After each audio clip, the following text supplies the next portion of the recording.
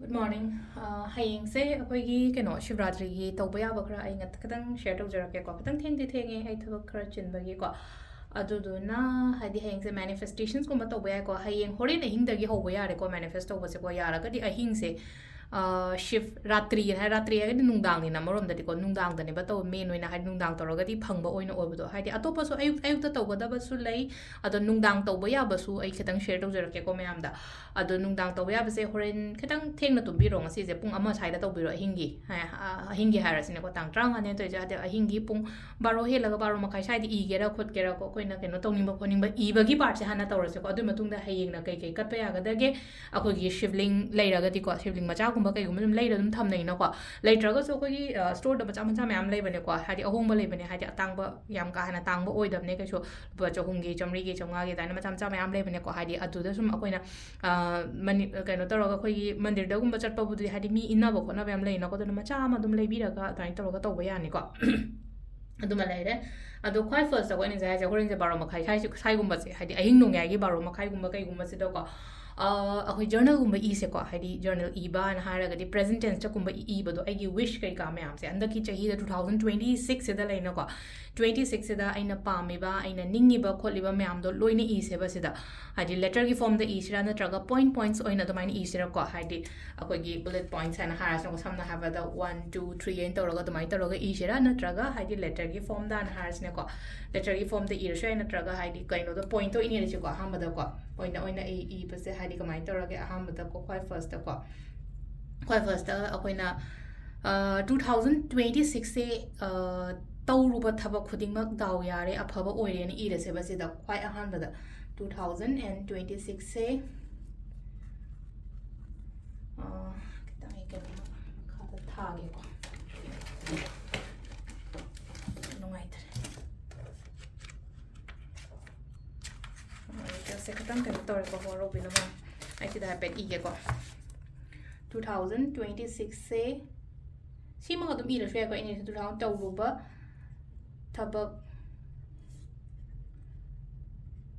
Towruba Thabak khudingmak mai pa e ko mai pa e ayat apan amatta leitere ko sisina akoina tawdoriba exams ki oiro amagi oiro business ki oiro sima tawba yare ko number 2 sida leina ko thabak ki in harasina ko thabak ka ngai bo khotpa ngai oi taragadi thabak leina ko ai 2026 ta ai stable oiba thabak ama pau tawre ko natraga hadi 2026 sida ko 2026 sida ai gi business stable oire ani ira seba ai gi business amukka hena ko hadi already stable oiba thabak an hasina ko amukka hena stable oire growth su yamna leire ko hadi aphaba yaringe aphaba part se aphaba isagi damak ta haijaba se si tobiyo ko stable oire growth hena leire ko growth hena leire ko aduga number 3 ko aigi imung manungda ana ayek amatta yaudre en harse ko aigi imung manungda ko ima baba aigi partner aigi icha ma'am lady ma'am tai family members ai imung manung na ba hai basidabu hadi paisa nung sa chat pakot pa ama hai tar paisa ju chatli matha ju saina ko do imung aigi imung manung ana ayek amatta leitere en irese ko ana ayek amatta leitere yaudre ko leitere or yaudre ko whatever any inning ba mong da ko admai taroga I bayare ko sisima ko aduga number 4 sina ko kay na ini gata se ko angang gi harasine ko angang exam thaga da ba leiraga di aigi icha se exams da ko anda ki exams da ko exam se da 95% score tawre hadi parents ta pamba se sini na ko 95% score tawre aduga number 5 ko hadi aigi relationship yam phare ko aigi relationship yam phare ko sima ibi beare ko hadi si sina koina kaino tawgadab se hai kan se da si nungdang idoine ko thupchala se ba ai rom da sumaina thupchala se thupchalaga अखोगी शिवलिंग गुम्बा कई गुम्बा लेना को yum दा को हाइदे शिवलिंग से की कनो तो दोइने को ꯃꯈꯥꯁꯤꯗ ꯊꯝꯗꯣꯏꯅꯦꯀꯣ ꯁꯤꯁꯦ ꯊꯣꯛꯄꯅꯤꯅꯀꯣ ꯑꯗꯨꯒ ꯅꯦꯛꯁ ꯗꯦꯀꯣ ꯃꯊꯪꯒꯤ ꯅꯨꯃꯤꯠꯇ ꯂꯩꯕꯥꯛꯇ ꯐꯨꯝꯖꯟꯕꯤꯌꯣ ꯁꯤꯒꯤ ꯄꯣꯠꯁꯦ ꯁꯤ ꯊꯝꯕꯤꯔꯝꯃꯣ ꯅꯨꯡꯗꯥꯡꯗ ꯈꯪꯕ꯭ꯔꯥ ꯉꯁꯤ ꯅꯨꯡꯗꯥꯡꯒꯤꯅꯤꯀꯣ ꯁꯤꯁꯤꯅ ꯑꯗꯨꯒ नेक्स्ट डे तौगदबसे कइनो हाय कानसेदा हादि सिगी केनोसे को हादि लौथोगा शिवलिंग द ओइरो नत्रगा शिवलिंग लेतेन हायरा खलसेबा आइगी मंदिर द कइदा दोइन थम्बियो को मंदिर हादि लाई लाफम गुम्बा कइ गुम्बा जगा लेरगति को अदु ngajai शिवरात्रि हायबनिना हादि कइनोसे दोइन तौबिबना फरे को सिसे मथंगी नुमित हायना हारासिना को मथंगी नुमित हायरगदि तांग तरागा तरुक सिदा को हादि लेबाक द कइदा फुमसा कइनो तरो लेबाक द तांग तरा तरोते ट्रांगा खसि अइना अहिंग तौबियो हाबने को सिसे होरेन अहिंग तौरगा दुमाइ तौरगा हादि को नोंगान रिंगाइदा कइदा तौबिरो दुगा थम्बिरो को अदुगा मथंगी नुमित द कइदा दुमाइ तौरगा काउरेन सु खलसे को तो नेक्स्ट डे द तौरसु कशुबदि काइदे को सिसिमा तौबिरगा थमसे को नुंदांग तौरमसे अदुगा हयें केनो तौरसे को हादि तौद्रे हाइना सु खलसे को तौद्रगा सु अतै अतै अखोइना अयुक्ता तौबा याबा खोपा को हादि कई कई शिवलिंग लई मचा मचा मचा सुम अखोइना हादि केनो गुम्बा दुम हयिना नॉर्मल इशिंग हयबा संगोम हयबा खोही हयबा खोटपा अमा को अदो सिसे सम स्ट्रॉन्ग रेमेडीज ने हाइना अखोइना खनबे याय को स्ट्रॉन्ग रेमेडीज ने हायरगदि लाकदोबा 2026 से अमुका हेना फनबा दमकता को डोनेशंस ख्वाइ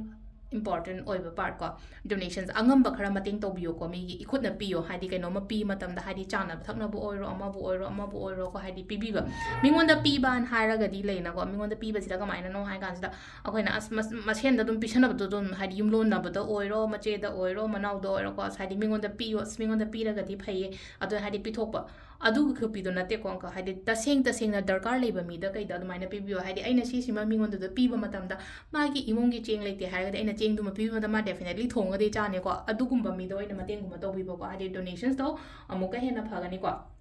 aduga रुद्राक्ष की कनोगुम मालागुम लेना खलसे को रुद्राक्ष माला शियो कनो से तांग तरांगा से यारगदि को अदो रुद्राक्ष माला से कनो तो अइना ममांग द कनो अखोय कोम्बो गुम्बा लेगिब दुम अइना रुद्राक्ष माला से लोय हापने बको अदो लेरंगनि को दुम अइना लाइग दुम थम्बियो खोपियो ना हाबदो रुद्राक्ष माला से यारगदि सिबिरो ngasi numitsi whole day ma रुद्राक्ष माला शियो को नॉन वेज गुम्बा कई गुम्बा अवॉइड तोबियो को हाइदि स्ट्रिक्टली अखोयना अइना कनो म निंगजबनि ना हाइदि नॉन वेज गुम्बा कई गुम्बा चागनो संडे सु ओइरे को अदो कनो संडे सु ओइरे शिवरात्रि सु ओइरे अमसु ओइरे को अदो कंसाइगे हाइदि नॉन वेज गुम्बा कई गुम्बा सिनुमिसे म नॉन वेज अवॉइड तोरो रुद्राक्ष म होल डे म सिबिरो को टॉयलेट गुम्बा चंगम दादे ngatang हिउतो थम्बियो को अदु म लेरे को अदि जम जम न केमता हाइरोइगे एतै केम लेत्रेना खलसेबा हाइदि इसिंग ने संगोम ने खोही ने सिसे खतंग दुम सिदा लेनो को हाइदि इसिंग ने संगोम ने खोही ने खोही शिवलिंग सिदा दोइन तरो खाइबिबा म यारे को अदुगा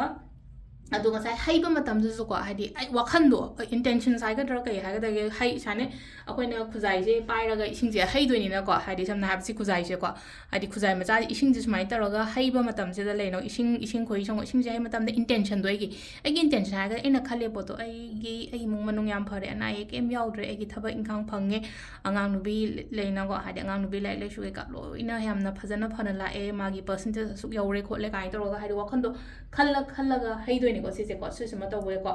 अदुगा इना जे अदु रुद्राक्षी हाइदि मालागुम्बा तौबजु लेनो को हाइदि अखोइगी चैंटिंग गुम्बा कई गुम्बा तौबजे गातंग 108 टाइम्स गुम्बा कई गुम्बा गातंग तौबियो को हाइदि सगी रुद्राक्ष माला से केनो तौरो को हाइदि ओम नमः शिवाय गुम्बा कई गुम्बा दुमाइ तौरो को अदु केमता केनो तौद्रगा सो अखोइना शिरगा दुम वखन नुगाइना लेबियो सिनमेजे को अदुगा पैसानु सागी याम ऑब्स्टेकल्स लेना खलसे को पैसानु सागी पनबा येतबा यादबा खोतबा सुगुम मैम से को चुहिंग फंग्रेंग बियो को नोमा वालिंग द लेगी सोल्यूशन बिरो को हाइदि वीडियो से खतंग आई खतंग कनो तौन सापा ए मोता लेगी नत्रगन दो चुहिंग हाइबा चुहिंग तौन लेनो को पैसानु सागी कई गे दुमाइ तौरो को अदुगा येतपा पनबा खोतपा यामना लेई हाइरगति गंगा जल ओइरो अखोगी तुरेन दगी सोकेरा इसिंग जुको हाइदि समाइना केनो तो इसिंग गुम्बा कई गुम्बा दाइना पुखी दगी नतबो को हाइदि गंगा जल ओइरो तुरेन ओइरो म ओइरो को दुम बदगी दाइन तौर से गंगा जल लेतेना खलसे अखोगी स्टोर ला लोबी बेगानी को हाइदि पैसा लौरो को गंगा जल गी दुम ला खतंग पिबियो ना दुम पिजरनी को अदु दुम लेरे को अदुगा अखोगी थ्रेड अमु कनो अखोगी अंगांगबा म लेनो को अदु कटपसु फै को हेल्थ की कई प्रॉब्लम्स ले खलगदि ngसागी लंग अंगांगबसे लंग अंगांगबा अमा कनो थोइदना को हाइदि खुदांग द कीबा अमा कई म थोपदो अदुगा अदु जो स्माइना हाइदि अदु सिदा कटपिबसु लेनो को हेल्थ इश्यूज कुंबा ले हाइरगदि अमाइ तौरो को अदुगा येंजन बा खोचन बा याम लेना खलसे येंजन खोचन लेरगना कमाइ अच्छा थाउसे को अच्छा थाउसे खितंग हाइबिबा अदगी विश ꯑꯩꯅ ꯈꯟꯕ ꯀꯩꯅꯣꯃ ꯂꯩꯌꯦꯅ ꯍꯥꯏꯔꯒꯗꯤ ꯀꯩꯅꯣ ꯍꯥꯏꯅ ꯀꯩꯅꯣ ꯇꯧꯅꯤꯡꯉꯤꯁꯦꯀꯣ ꯑꯗꯨꯝ ꯂꯣꯏꯅꯃꯛ ꯀꯩꯅꯣ ꯃꯌꯥꯝꯁꯦꯀꯣ ꯑꯩꯅ ꯍꯥꯏꯔꯤꯕ ꯄꯣꯠ ꯃꯌꯥꯝꯁꯦ ꯂꯣꯏꯅ ꯍꯩꯕꯗꯤ ꯌꯥꯏꯀꯣ ꯀꯩꯁꯨ ꯀꯥꯏꯗꯦꯀꯣ ꯑꯗꯨꯒ ꯍꯥꯏꯗꯤ ꯄꯔꯇꯤꯀꯨꯂꯔ ꯑꯣꯏꯅ ꯑꯩ ꯋꯤꯁ ꯑꯃꯈꯛꯇꯪ ꯍꯥꯏꯗꯤ ꯃꯌꯥꯝꯁꯦ ꯂꯥꯡꯕ ꯉꯝꯗꯦꯅ ꯈꯜꯂꯁꯦꯕ ꯑꯁ ꯄꯩꯁꯥ ꯅꯨꯡꯁꯥꯒꯤ ꯄ꯭ꯔꯣꯕ꯭ꯂꯦꯝ ꯈꯛꯇꯪ ꯂꯩ ꯍꯥꯏꯗꯤ ꯑꯩ ꯀꯩꯅꯣ ꯈꯛꯇꯪ ꯆꯨꯍꯤꯡꯗꯣ ꯈꯛꯇꯪ ꯍꯩꯔꯣ ꯀꯩꯅꯣꯁꯦ ꯍꯥꯏꯗꯤ ꯀꯩꯅꯣꯁꯦ ꯆꯨꯍꯤꯡꯁꯦ ꯍꯩꯕꯤꯔꯕꯀꯣ ꯑꯗꯨꯃꯥꯏꯅ ꯇꯧꯔꯦꯀꯣ ꯑꯗꯣ ꯋꯤꯁꯀꯤ ꯑꯣꯏꯅ ꯍꯥꯏꯔꯒꯗꯤ ꯁꯪꯒꯣꯝꯅꯦ ꯁꯪꯒꯣꯝ ꯃꯄꯥꯟꯅꯦ ꯘꯤꯅꯦ ꯑꯍꯨꯝꯁꯦꯀꯣ ꯑꯍꯨꯝꯁꯦ ꯃꯤꯛꯁ ꯇꯧꯔꯒ ꯍꯩꯕꯤꯌꯨꯀꯣ ꯁꯤꯁꯤꯃ ꯇꯧꯕ ꯌꯥꯔꯦꯀꯣ ꯑꯗꯣ ꯁꯤꯗ ꯑꯩꯈꯣꯏꯅ ꯀꯩꯅꯣꯒꯤ ꯑꯣꯏꯅ ꯍꯥꯏꯔꯁꯤꯅꯦꯀꯣ ꯍꯥꯏꯗꯤ ꯁꯤꯒꯤ ꯑꯩꯈꯣꯏꯅ ꯁꯤꯕ꯭ꯔꯥꯇ꯭ꯔꯤ ꯅꯨꯃꯤꯠꯇ ꯇꯧꯕ ꯌꯥꯕ ꯈꯣꯠꯄ ꯌꯥꯕꯀꯣ ꯑꯗꯣ ꯉꯁꯥꯏꯒꯤ ꯋꯤꯁ ꯏꯈꯤꯕꯗꯣ ꯒ꯭ꯔꯤꯟ ꯀꯂꯔ ꯄꯦꯟꯒꯨꯝꯕꯅ ꯀꯩꯒꯨꯝꯕꯅ ꯏꯕꯤꯌꯨꯀꯣ ꯍꯥꯏꯗꯤ ꯒ꯭ꯔꯤꯟꯁꯤꯅ ꯍꯥꯏꯗꯤ ꯈꯔ ꯊꯨꯅ ꯍꯦꯛ ꯀꯩꯅꯣ ꯇꯧꯋꯦꯕ ꯑꯃꯈꯛ ꯍꯥꯏꯗꯤ ꯐꯪꯕ ꯃꯇꯝꯗ ꯂꯩꯅꯀꯣ ꯍꯥꯏꯗꯤ ꯏꯟꯁꯇꯦꯟꯠ ꯑꯣꯏꯕꯗꯣ ꯑꯗꯨꯅ ꯑꯩꯅ ꯒ꯭ꯔꯤꯟ ꯀꯂꯔꯒꯨꯝꯕ ꯀꯩꯒꯨꯝꯕꯁꯦ ꯌꯥꯝ ꯁꯤꯖꯤꯟꯅꯍꯜꯂꯦꯀꯣ ꯍꯥꯏꯗꯤ ꯒ꯭ꯔꯤꯟ ꯔꯦꯗ ꯔꯤꯂꯦꯁꯟꯁꯤꯞꯇꯅ ꯔꯦꯗꯀꯨꯝꯕ ꯀꯩꯒꯨꯝꯕ ꯑꯗꯨꯃꯥꯏꯅ ꯇꯧꯔꯒ ꯑꯗꯣ ꯁꯤꯗ ꯂꯩꯔꯦ ꯍꯌꯦꯡꯒꯤ ꯇꯧꯒꯗꯕ ꯈꯣꯠꯀꯗꯕ ꯃꯌꯥꯝꯁꯦ ꯚꯤꯗꯤꯑꯣꯁꯦ ꯈꯤꯇꯪ ꯁꯦꯌꯔꯁꯨ ꯇꯧꯔꯣ ꯊꯦꯡꯉꯕꯅꯤꯅ ꯍꯥꯏꯗꯤ ꯈꯤꯇꯪ ꯃꯌꯥꯝ ꯁꯦꯌꯔ ꯇꯧꯕꯤꯔꯣ ꯍꯥꯏꯗꯤ ꯊꯦꯡꯉꯕꯅꯤꯅ ꯍꯥꯏꯗꯤ ꯅꯨꯃꯤꯠ 4-5ꯅꯤ ꯋꯥꯠꯂꯤꯉꯩ ꯃꯃꯥꯡꯗ ꯍꯥꯞꯀꯗꯕꯗꯣ ꯍꯥꯞꯍꯧꯗ꯭ꯔꯕꯅꯤꯅ ꯀꯩꯅꯣ ꯇꯧꯔꯦꯀꯣ ꯑꯗꯣ ꯁꯤꯕꯂꯤꯡ ꯃꯆꯥ ꯃꯆꯥ ꯃꯌꯥꯝ ꯑꯗꯨꯝ ꯀꯩꯅꯣ ꯇꯧꯕꯅꯦꯀꯣ ꯐꯪꯁꯨ ꯐꯪꯒꯅꯤ ꯑꯗꯨꯒ ꯗꯤꯂꯤꯚꯔꯤ ꯇꯧꯕꯤꯌꯨ ꯍꯥꯏꯔꯁꯨ ꯌꯥꯒꯅꯤꯀꯣ ꯑꯩꯈꯣꯏꯒꯤ ꯀꯩꯅꯣꯗꯒꯤ ꯁ꯭ꯇꯣꯔꯗꯒꯤ ꯑꯩ ꯑꯗꯨꯝ ꯀꯣꯟꯇꯦꯛ ꯇꯧꯕꯤꯔꯣꯀꯣ ꯃꯌꯥꯝ ꯊꯦꯡꯛ ꯌꯨ